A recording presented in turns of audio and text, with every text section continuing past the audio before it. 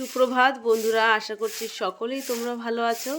যে যেখান থেকে আমার এই ছোট্ট মিনি ব্লগটা দেখছো, সকলকে অসংখ্য ধন্যবাদ আর অসংখ্য ভালোবাসা জানিয়ে আজকের ব্লগটা শুরু করছি।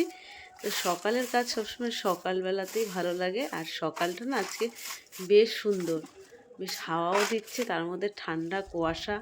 এখন বাজে সকাল 6:30, আর আজকে একটু ছাদটা ঝাড় দিলাম। ছাদটা রোজ ঝাড় দিই না, সপ্তাহে 2-3 কি 3 দিন ঝাড় দেওয়া হয়। ছাদটা ঝাড় দিয়ে পাখিকে চাল দিতে না বেশ ভালো লাগছিল।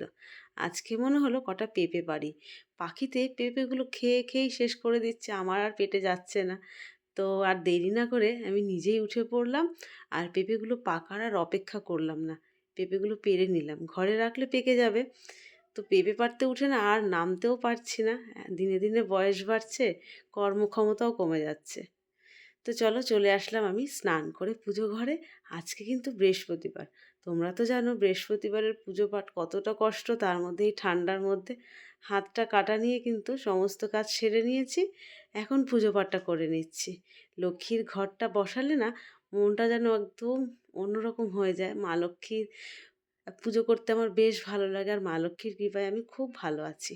তোমরা তো জানো সকালের পুজো পাঠ দিয়ে কিন্তু আমার দিনটা শুরু হয়। যে দিনটা আমি পুজো পাঠ করতে পারি না বা আমার যেদিন অসুবিধা থাকে, সেই দিনটাকে আমার দিন বলে মনেই হয় না।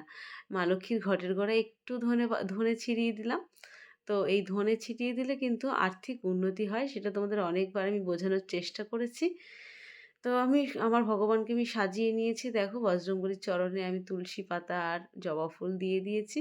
আজ কিন্তু খ্রিস্টানদের 25শে ডিসেম্বর, আর আমাদের সনাতনীদের কিন্তু আজকে তুলসী দিবস। তুলসী পুজো তো আমরা প্রত্যেক দিনই করি, কিন্তু আজকের দিনটা একটা বিশেষ দিন তুলসী মাতার। তো আমি এই যে তুলসী মাতার পুজোটা করে নিলাম।